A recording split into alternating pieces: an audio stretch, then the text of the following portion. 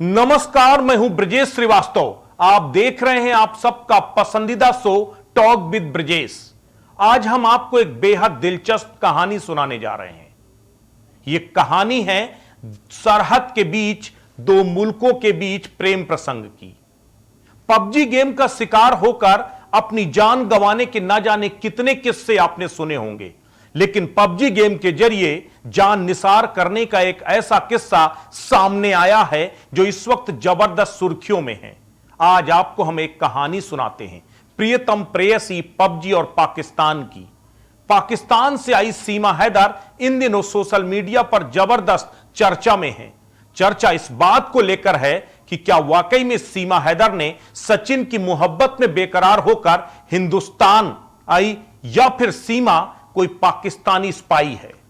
पाकिस्तान से हिंदुस्तान नेपाल के रास्ते से पहुंची सीमा हैदर हिंदुस्तान के नोएडा से गिरफ्तार की गई। दरअसल सीमा हैदर की अगर हम बात करें तो सीमा हैदर 12 मई को दिल्ली से सटे ग्रेटर नोएडा में अपने प्रियतम सचिन के पास पहुंचती है अपने 4 बच्चों के साथ। लेकिन सबसे बड़ी बात यह है कि आखिर सीमा हैदर वहां पर पहुंची क्यों, यह बड़ा सवाल है। एक कहानी सुनाई जाती है, बताया जाता है कि दरअसल पबजी गेम खेलने के दौरान सीमा को सचिन से मोहब्बत हो गई। दोनों एक दूसरे के करीब आते गए और आखिरकार सीमा ने यह फैसला कर लिया कि वो सचिन के साथ रहेगी। लेकिन दोनों के प्यार के बीच में दो मुल्कों की जो सीमा थी वो सबसे बड़ी बाधा थी। लेकिन आखिरकार सीमा हैदर ने सचिन से मिलने का फैसला कर लिया था और वो नेपाल के रास्ते हिंदुस्तान पहुंचती है। सबसे पहले एक बार नेपाल आती है, पाकिस्तान से वीजा लेती है नेपाल का, नेपाल पहुंचती है। नेपाल में सचिन को बुलाती है जहां पर दोनों एक दूसरे के साथ 1 सप्ताह तक रहते हैं। लेकिन उसके बाद फिर वापस पाकिस्तान लौट जाती है। फिर कुछ दिनों बाद वापस यानी मई के महीने में वापस अपने 4 बच्चों को लेकर सीमा दोबारा नेपाल पहुंचती है। तब नेपाल में वो अकेली होती है क्योंकि सचिन उससे मिलने वहां नहीं आता, लेकिन वो लगातार सचिन के संपर्क में रहती है और आखिरकार नेपाल के रास्ते वो दिल्ली पहुंचती है। उसके बाद ग्रेटर नोएडा में सचिन उसको रिसीव करता है और उसके बाद दोनों लोग यानी सीमा पहचान छिपा करके ग्रेटर नोएडा में सचिन के साथ रहने लगती है। यह भेद शायद ना खुलता अगर सचिन और सीमा ने शादी करने का फैसला ना किया होता। जब सीमा अपने कागजात लेकर के बुलंदशहर की कोर्ट में पहुंचती है सचिन के साथ, तब वहां वकील को पता चलता है कि दरअसल सीमा तो पाकिस्तानी है और उसके बाद ही पूरा भेद खुल जाता है और मामला पुलिस तक पहुंचता है। लेकिन तब तक सीमा और सचिन अपने घर से फरार हो जाते हैं बच्चों को लेकर। लेकिन हरियाणा से सीमा और सचिन को पुलिस गिरफ्तार करती है। उस गिरफ्तारी के बाद जिस तरह की कहानी यह सामने आती है वो जिसने भी सुनी वो हैरान हो गया।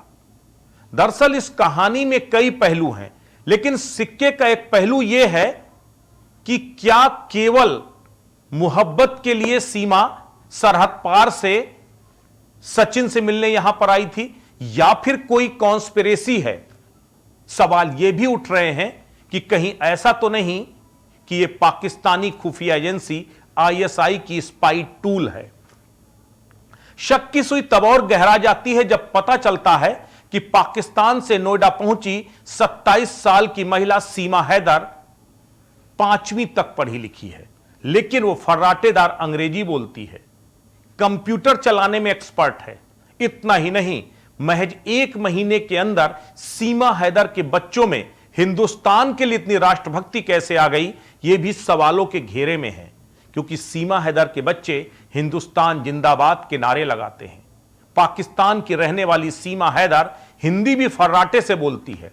आखिर उसको हिंदी की ट्रेनिंग किससे मिली? पाकिस्तान के एजुकेशनल सिस्टम को अगर आप गौर से समझेंगे तो आपको पता चलेगा कि 5वीं तक वहां अंग्रेजी से रूबरू ही नहीं करवाया जाता। तब भला सीमा हैदर को अंग्रेजी किसने सिखाई? पुलिस सीमा की इस कहानी को पूरा सच नहीं मानकर चल रही, इसीलिए उसका मोबाइल जब्त किया गया है। एफएसएसएल लैब में मोबाइल की जांच की जा रही है।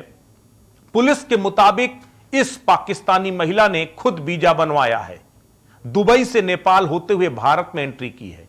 यह किसी के गले नहीं उतर रहा कि 5वीं पास पढ़ी महिला आखिर कैसे खुद वीजा बनवाएगी और हिंदुस्तान पहुंच जाएगी। फिलहाल पाकिस्तानी खुफिया एजेंसियां इसे स्पाई एंगल से भी जांच कर रही हैं। सबसे बड़ी बात यह है कि भारतीय इंटेलिजेंस एजेंसी इस वक्त लगातार सीमा और सचिन को न सिर्फ ट्रैक कर रही हैं, बल्कि उनसे 48 घंटे तक आईबी, एलआईयू, इन सभी एजेंसियों ने पूछताछ भी की। लेकिन शक की सुई तब और गहरा जाती है जब अभी हाल ही में पाकिस्तानी खुफिया एक एजेंट, जो महिला एजेंट थी, उसने हिंदुस्तान के 2 साइंटिस्ट को अपने प्रेम जाल में फंसाकर उनसे ब्रह्मोस और अग्नि के सीक्रेट डिटेल निकाले थे। डीआरडीओ के साइंटिस्ट प्रदीप कुरुलकर के ऊपर आरोप लगा कि उन्होंने एक पाकिस्तानी महिला खुफिया एजेंट के प्रेम जाल में फंसकर उन्हें ब्रह्मोस और अग्नि मिसाइल की, जो इंडियन मिसाइल हैं, उनके सिस्टम की खुफिया जानकारी शेयर की थी। पुलिस की लगाई चार्जशीट के मुताबिक पाकिस्तानी एजेंट ने पहले प्रदीप को प्यार के जाल में फंसाया, उसके बाद प्रदीप से खुफिया जानकारी हासिल की। साइंटिस्ट ने डीआरडीओ की सीक्रेट इंफॉर्मेशन पहले अपने पर्सनल फोन में इकट्ठी की और उसके बाद पाकिस्तानी एजेंट के साथ शेयर की। लड़की ने अपना नाम जारा दास गुप्ता बताया था और बताया था कि वो ब्रिटेन में सॉफ्टवेयर इंजीनियर के तौर पर काम कर रही है। ऐसे में पाकिस्तानी खुफिया एजेंसी भारत में अपने स्पाई नेटवर्क को इसी लव एंगल से एस्टेब्लिश करने की कोशिशों में जुटी है। तो कहीं ऐसा तो नहीं कि सीमा हैदर भी पबजी नहीं बल्कि पाकिस्तानी खुफिया एजेंसियों का कोई स्पाई टूल है?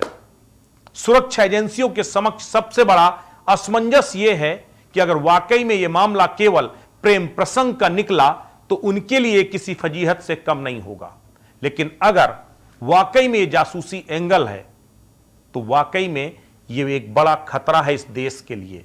ऐसे में एजेंसियां फूंक फूंक कर कदम रख रही हैं, उन तमाम कड़ियों को जोड़ने की कोशिश कर रही हैं जिससे सीमा हैदर की असल हकीकत निकलकर सामने आ सके। सबसे बड़ी बात यह है कि जिस तरीके से पाकिस्तान हिंदुस्तान को लगातार अस्थिर करने की साजिशों में लगा हुआ है, उससे यह मामला, जो सीमा और सचिन के जो प्यार प्रसंग का यह मामला है, यह लगातार और पेचीदा होता जा रहा है। हम खुद कंफ्यूज हैं, तमाम एजेंसियां कंफ्यूज हैं। ऐसे में आप तमाम दर्शकों से हमारी अपील है कि कृपया अपनी राय जरूर बताएं। हमें अपने कमेंट बॉक्स में अपनी राय लिख करके भेजें कि आपको क्या लगता है कि सीमा और सचिन वाकई में मोहब्बत के लिए एक दूसरे के साथ मिले हैं या फिर सीमा का कोई हिडन एजेंडा है, वो हिंदुस्तान को बर्बाद करने के लिए हिंदुस्तान में दाखिल हुई है। नमस्कार।